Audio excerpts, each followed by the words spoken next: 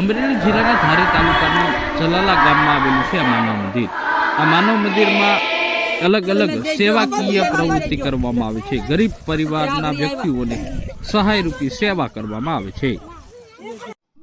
અને બધા દીદી તરીકે ઓળખે છે। મારો જન્મ આફ્રિકામાં છે। 20 વર્ષની ઉંમરે હું લંડન ભણવા ગઈ હતી, ત્યાં 63 વર્ષ રહી। અહીંયા છેલ્લા 10 મહિનાથી છું।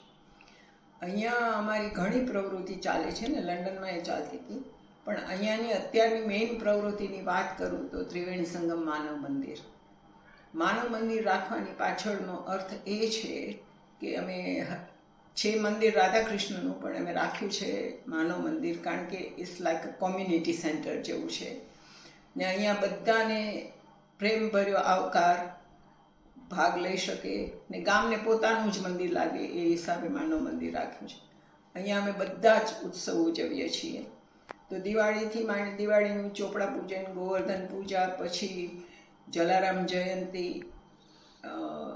26મી જાન્યુઆરી, 15મી જાન્યુઆરી, રામનવમી, હનુમાન જયંતિ, તમે જે શિવ પૂજા થાય શ્રાવણ મહિનાની, આખા મહિનાની, એટલે જે પરિવાર જે આપણા ફેસ્ટિવલ આવતા હોય એ બધા ઉજવીએ છીએ। તે ઉપરાંત મારા સ્ટુડન્ટ લંડનમાં છે, એ લોકોને માતાજીના લોટા તેડવા હોય, હવન કરવા હોય, જમાડવા હોય કોઈને, તો એ બધી પ્રવૃત્તિ, એટલે લગભગ મહિનામાં 2-3 પ્રવૃત્તિ ચાલતી જ હોય।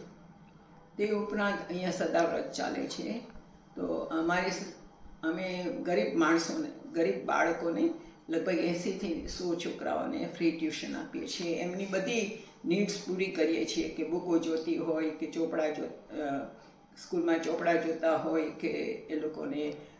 તે ઉપરાંત અહીંયા સાત્વિક ભોજન આપીએ છીએ। અહીંયા રોજના 2 ટાઈમ થઈને 150થી 200 માણસ જમે છે ને બેવની રસોઈ ફ્રેશ થાય છે દરરોજ। તે ઉપરાંત દર વીકે અહીંયા ઝૂંપડપટ્ટીમાં ફ્રી જમાડીએ છીએ અમે ગરીબોને।